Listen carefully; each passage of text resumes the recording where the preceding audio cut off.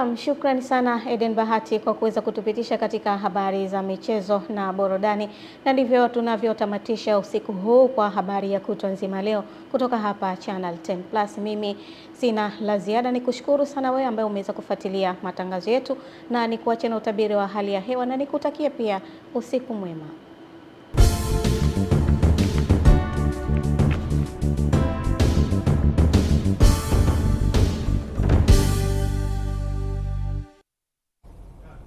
Na sasa ni wasaa wa utabiri wa hali ya hewa kwa muda wa saa 24 zijazo, tukianzia saa 3 usiku kutoka Mamlaka ya Hali ya Hewa Tanzania.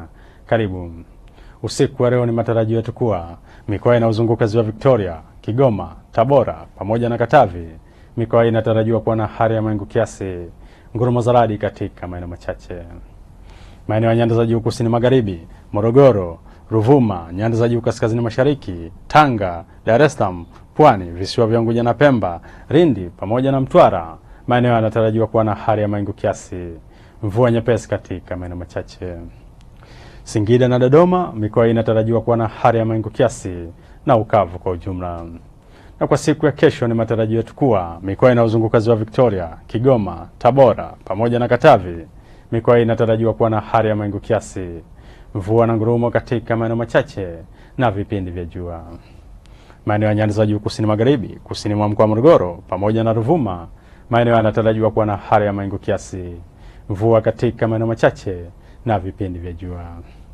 Maeneo ya nyanda za juu kaskazini mashariki, kaskazini mwa mkoa wa Morogoro, Tanga, Dar es Salaam, Pwani, visiwa vya Unguja na Pemba, Lindi pamoja na Mtwara, maeneo yanatarajiwa kuwa na hali ya mawingu kiasi, mvua nyepesi katika maeneo machache na vipindi vya jua. Singida na Dodoma, mikoa inatarajiwa kuwa na hali ya mawingu kiasi na vipindi vya jua.